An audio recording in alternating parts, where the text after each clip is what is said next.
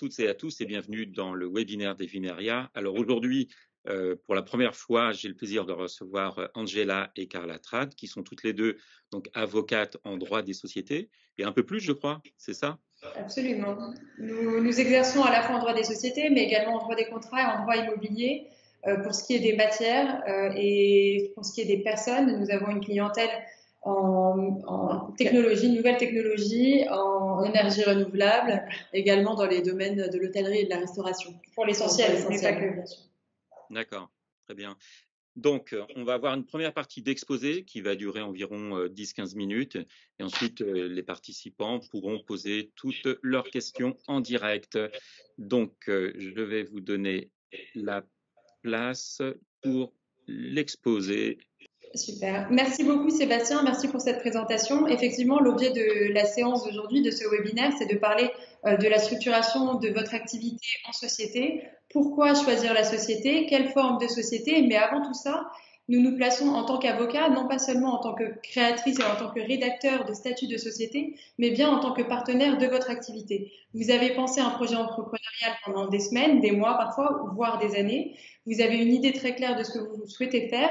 Et finalement, très souvent, la société, c'est la partie à laquelle on s'intéresse un petit peu à la fin, où on ne sait pas trop si on doit faire appel à un avocat. Est-ce que oui, c'est nécessaire de passer en société ou est-ce qu'on peut rester entrepreneur dans le cadre de son activité? Et tout cela, ce sont des choses, ce sont des questions auxquelles nous répondons avec nos clients en nous intéressant à leur projet, en nous intéressant à ce qu'ils souhaitent développer, comment ils souhaitent le développer, combien d'associés ils seront, quel type d'activité ils vont avoir. Et c'est à la lumière de ces questions-là que nous réussissons à construire un projet avec nos clients, construire un projet juridique, mais en réalité un juridique qui est au service de l'activité réelle de la société. L'idée, c'est de réussir à créer ensemble une structure qui convienne parfaitement à l'activité que vous allez développer et qui vous permette aujourd'hui d'être satisfait de votre société et demain de la faire évoluer au gré de vos modifications, des nouveautés, des nouveaux associés qui pourront rentrer, des investisseurs par exemple, des nouveaux contrats et du développement de votre activité. Donc, réellement, nous, notre objectif, c'est de traduire juridiquement votre projet. La première étape, c'est donc de vous interroger sur votre projet à vous. Qu'est-ce que vous voulez développer comme activité? Comment le faire? Avec qui? Quels sont vos objectifs à court, moyen, long terme? Et c'est sur la base de ce brainstorming-là que nous allons pouvoir travailler et vous accompagner dans la structuration.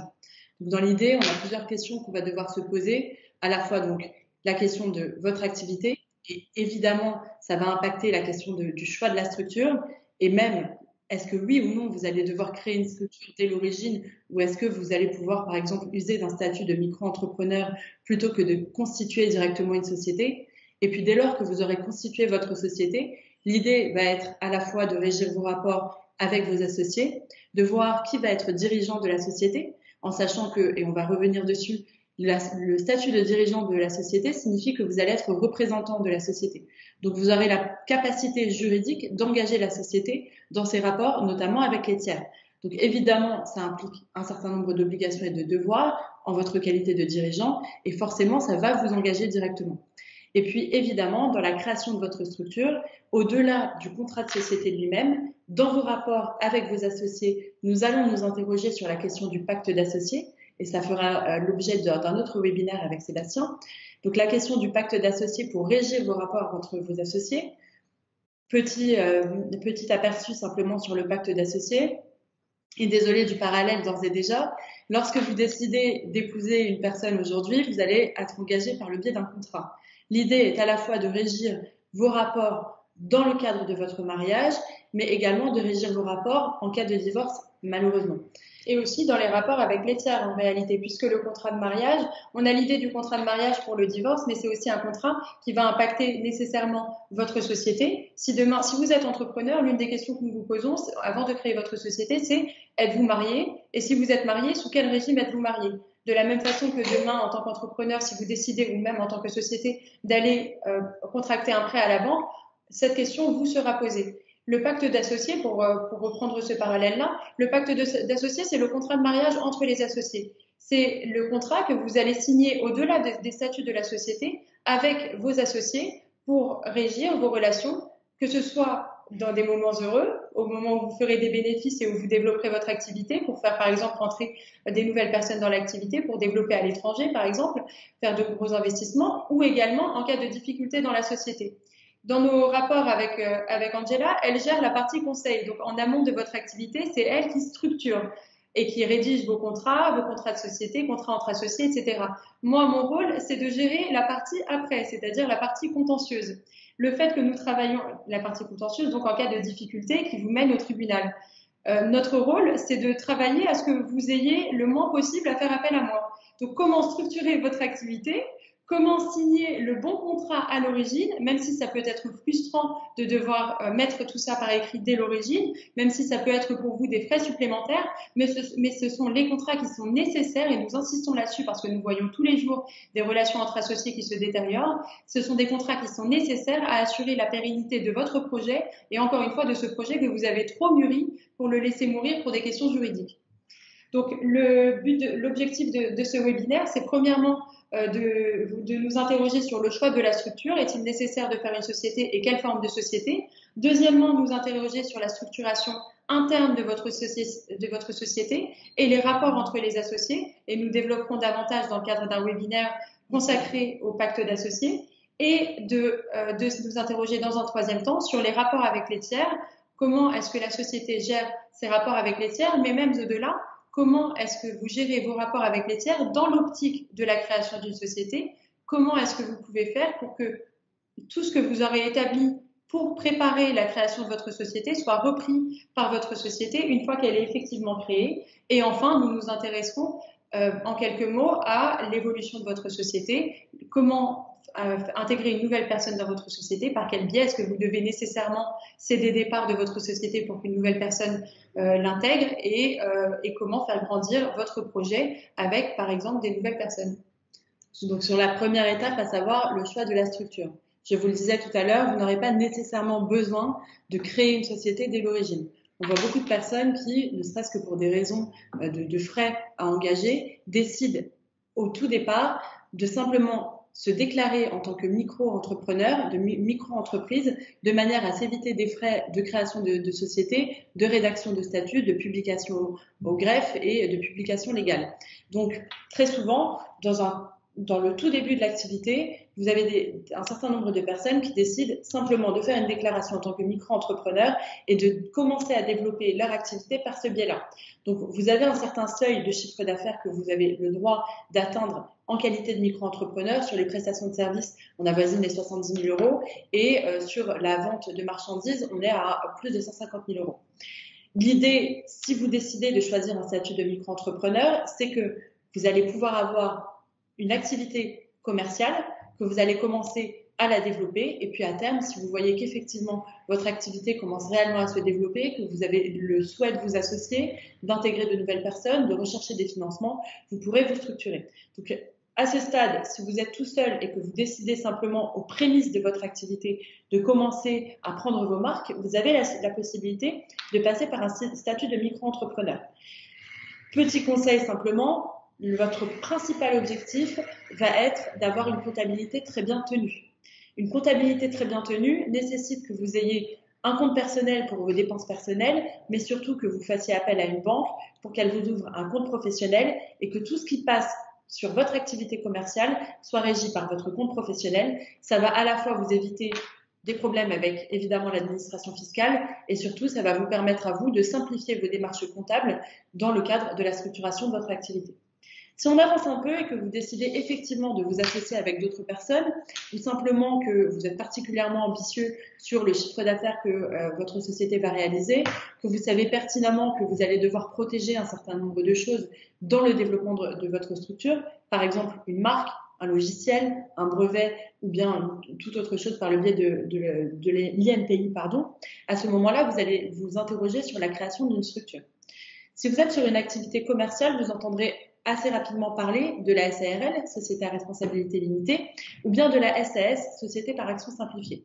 Si vous êtes tout seul, on vous parlera très souvent de URL, qui n'est rien d'autre qu'une SARL unipersonnelle, ou bien de SASU, qui n'est rien d'autre qu'une Société par action simplifiée unipersonnelle. Les régimes sont les mêmes.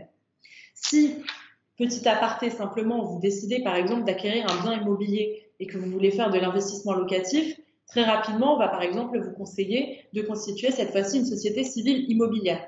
Ça n'est pas le seul régime de société, ça n'est pas la seule structure de société que vous pouvez constituer pour développer un investissement immobilier, mais c'est généralement le plus commun. Les incidences sont à la fois juridiques et également fiscales en fonction du choix de la structure, mais tout ça, évidemment, ça fait l'objet d'une étude plus approfondie. L'avantage que vous aurez à créer une société, c'est, en matière commerciale, premièrement, vous avez la possibilité de créer une société en étant seul, c'est ce qu'Angela a rappelé, par le biais d'une SARL ou d'une SAS unipersonnelle. L'avantage, c'est que vous séparez vos patrimoines. Donc, votre patrimoine personnel est protégé de votre activité professionnelle. Vous pouvez ainsi décider d'allouer un certain nombre de sommes dans le cadre du capital, donc du capital d'origine de la société. Donc par un apport en numéraire, vous allez pouvoir mettre une première somme sur le compte bancaire de votre société et vous allez également pouvoir rajouter des sommes par le biais de comptes courants d'associés qui ne sont rien d'autre que des prêts des associés au bénéfice de la société. Le troisième premier pan de développement ou de financement de la société, c'est évidemment l'emprunt bancaire. Donc vous pouvez, avec un capital, beaucoup vous diront, vous avez la possibilité de créer une société avec 1 euro de capital. C'est vrai. Vous pouvez créer une société avec 1 euro de capital. Mais si vous allez voir une banque et que vous lui dites mon capital est de 1 euro, et en plus de cela, je suis associé, mais je suis à responsabilité limitée, donc vous ne pouvez pas venir me voir sur mon patrimoine personnel, il y a de grandes chances que la banque vous dise, eh bien, très bien, vous allez vous porter caution solidaire en tant qu'associé, en tant que dirigeant. Caution personnelle, ce qui revient finalement à vous faire supporter les risques de votre activité. L'avantage d'avoir un capital, c'est de pouvoir négocier avec la banque et de lui dire, écoutez, il y a des fonds dans la société, je suis tenu par les fonds qui sont dans cette société-là, voilà une première garantie pour vous. Ça ne veut pas dire que la banque ne vous demandera pas au surplus une caution, surtout si c'est votre première société, mais ça peut permettre d'ores et déjà de montrer un sérieux vis-à-vis de vos partenaires, notamment financiers. Donc, vous avez la possibilité, effectivement, de vous mettre directement en société. Et le premier avantage, c'est bien sûr de pouvoir protéger ce patrimoine personnel, même si, encore une fois, faites attention aux contrats bancaires, puisque très souvent, nous avons des associés qui sont recherchés personnellement en tant que caution. Absolument. Et sur cette question de capital social, finalement, votre capital social va être composé soit d'argent, de numéraire, que vous allez délivrer sur un compte bancaire qui est ouvert au nom de la société elle-même, ou bien sinon, vous pouvez également apporter des biens. Par exemple, vous décidez de développer un logiciel dans une activité tech, vous décidez de développer un logiciel et vous voulez l'apporter à votre société, donc la société va en devenir propriétaire. Cet apport-là, en nature, va pouvoir être valorisé et va vous permettre d'afficher un capital social de votre société qui sera supérieur au simple apport en numéraire que vous aurez réalisé. Tout cela est généralement encadré par un commissaire aux apports qui va simplement vérifier que l'évaluation de votre apport est plutôt conforme à sa valeur réelle. Ça, c'est sur l'aspect technique de capital social et de constitution de la société. Donc, évidemment, au moment de la création de votre structure, nous aurons à la fois à rédiger les statuts de la société. Les statuts de la société ne sont finalement rien d'autre qu'un contrat qui a vocation à régir vos rapports avec vos associés. Et puis, vous pourriez me demander, mais alors, quelle est la différence avec le pacte d'associés? Ce à quoi je vous répondrai plusieurs choses. Premièrement, votre pacte d'associés n'est pas publié au greffe du tribunal de commerce, donc il est parfaitement confidentiel entre les parties. Et généralement, l'une des clauses du pacte d'associés est justement une clause de confidentialité.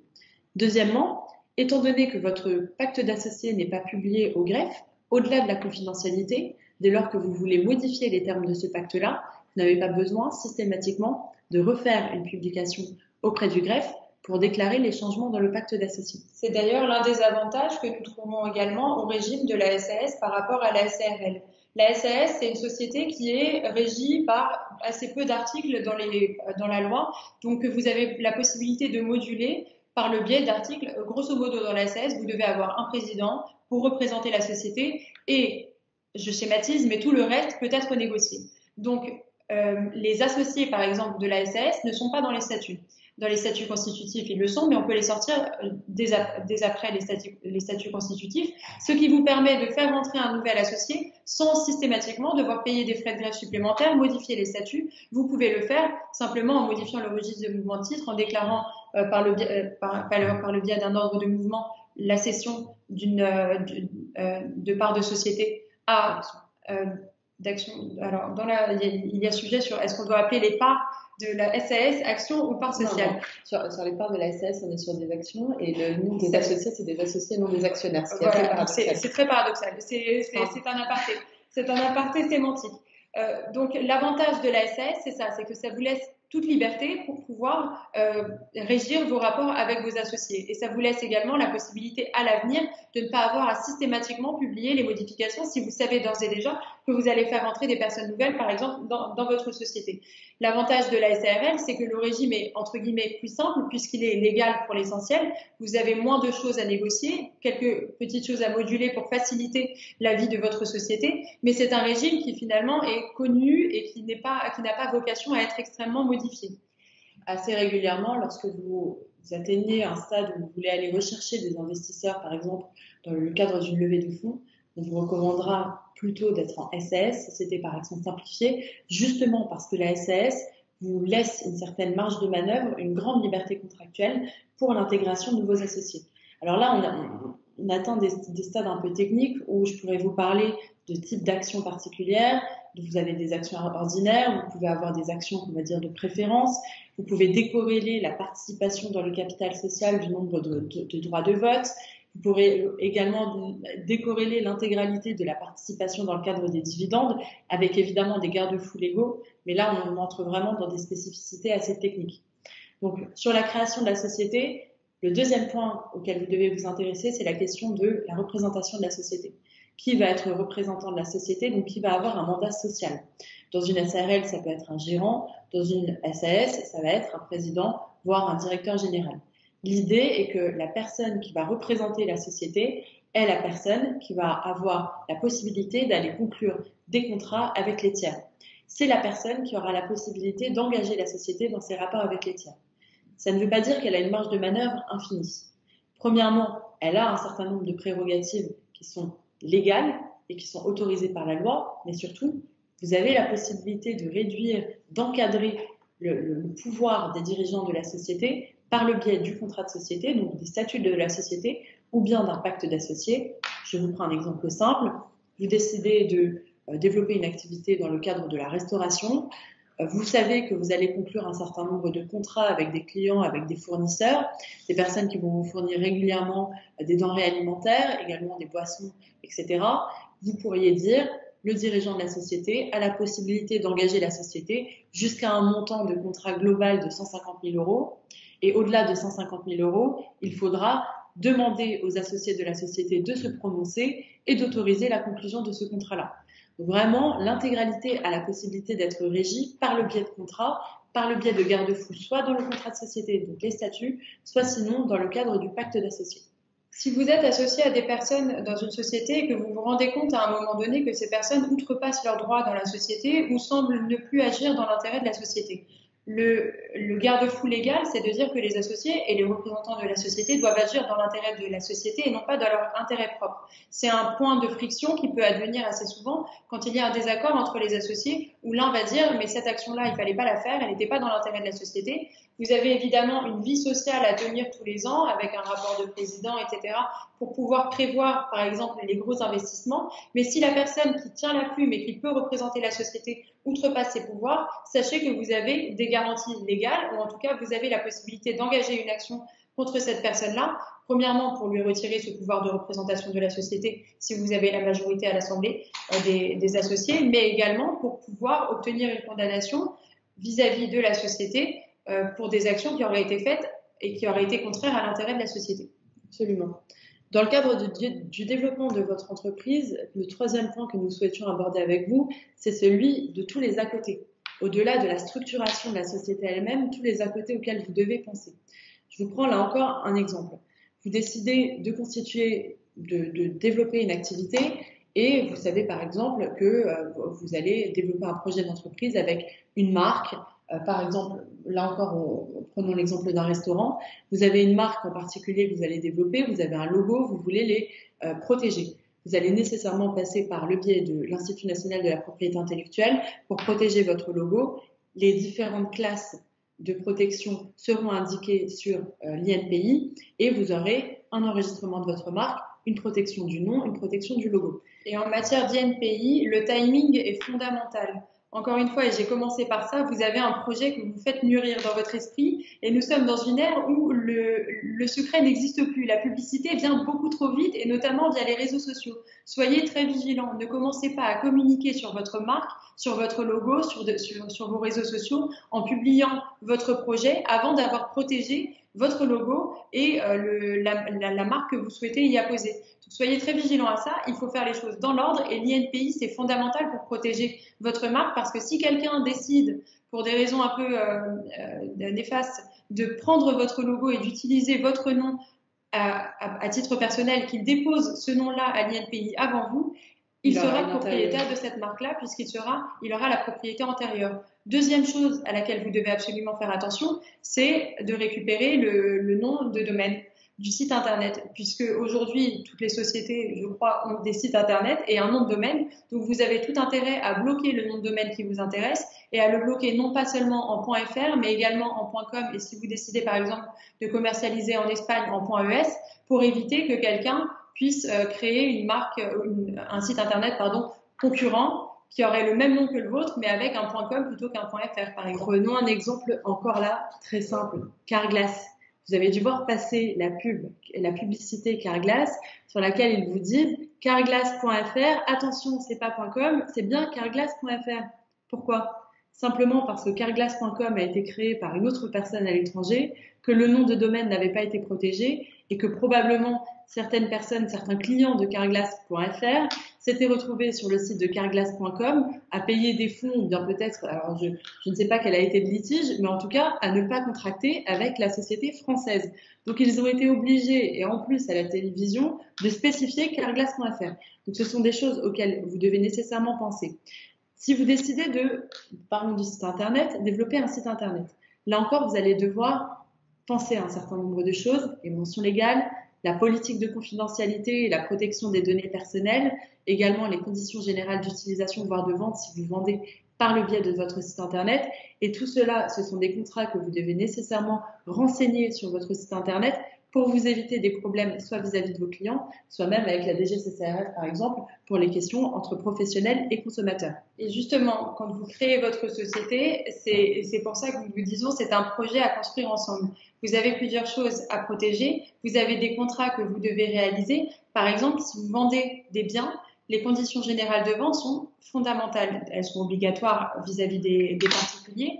Et surtout, si ça vous semble être une tare à l'origine, elles vont vous protéger ensuite, puisque c'est dans les conditions générales de vente que vous allez prévoir, par exemple, les conditions de paiement par vos clients, les délais de livraison des biens, les conditions, le recours à la médiation de la consommation s'il y a une difficulté ou un litige. Donc, toutes ces conditions, au-delà du fait qu'elles sont obligatoires, vous devez absolument les façonner à l'image de votre société pour qu'elles conviennent effectivement à votre activité. Quand on vend des t-shirts, on ne vend pas une prestation de service. Donc, il faut vraiment avoir des conditions générales qui correspondent à votre activité. De même, quand vous faites de la vente sur Internet, il y a des dispositions légales spécifiques qui s'appliquent à vous, des dispositions également du Code de la consommation qui vont protéger le consommateur, que vous devez avoir à l'esprit et que vous devez avoir prévu dans ces conditions générales.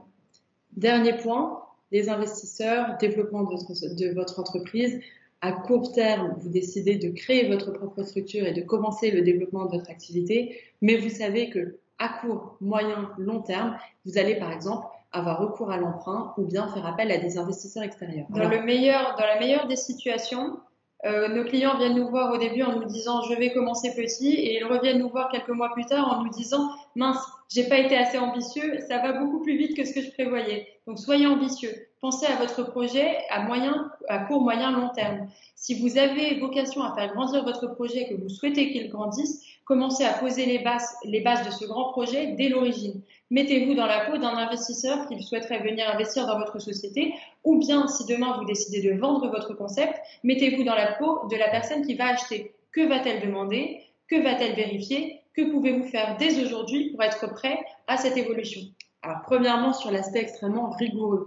Si vous savez que vous allez à terme contracter avec des investisseurs, sachez que la première étape pour les investisseurs, ça va être d'auditer votre société.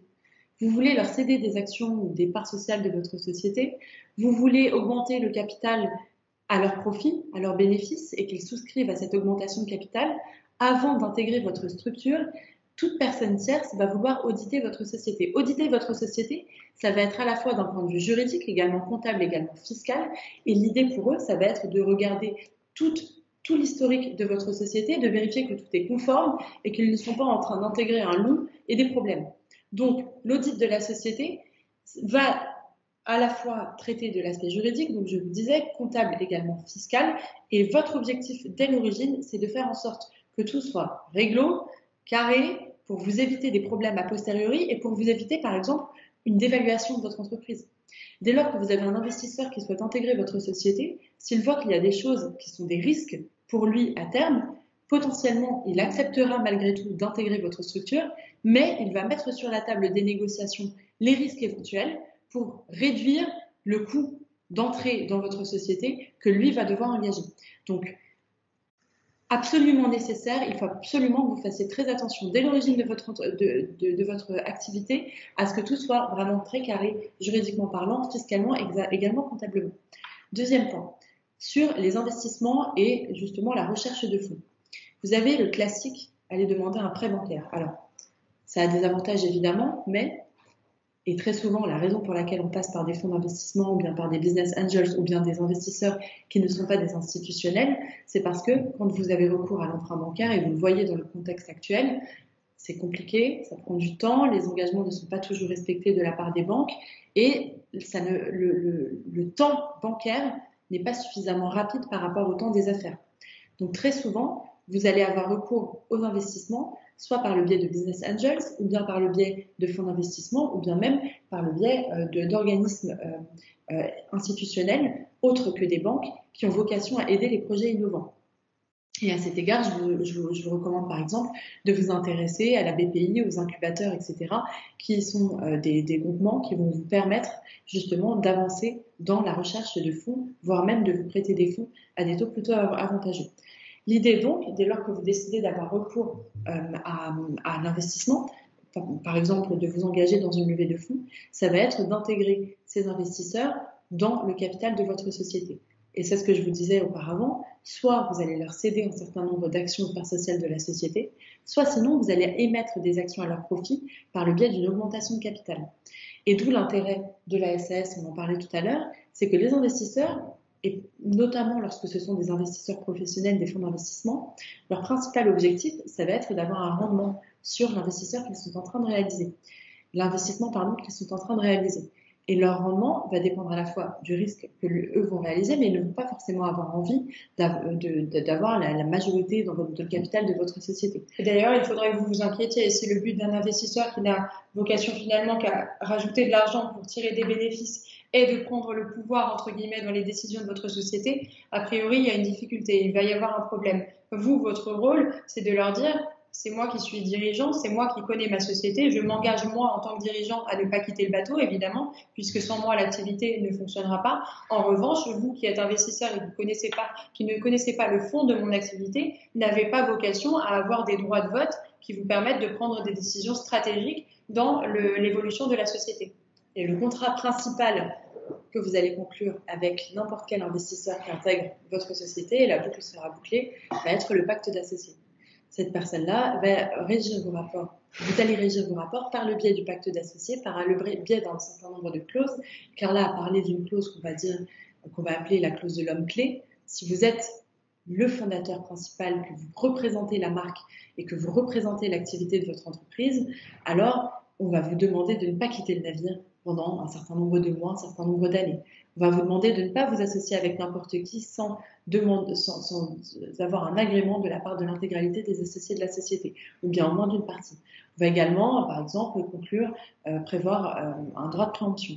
Vous décidez de quitter le navire, justement, vous allez devoir d'abord proposer à vos associés de racheter vos parts sociales. Mais là-dessus, tu embrayes sur la prochaine séance. Absolument.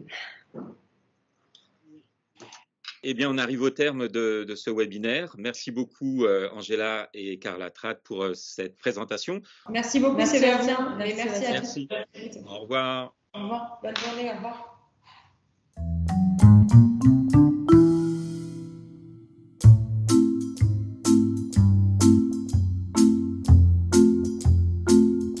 revoir.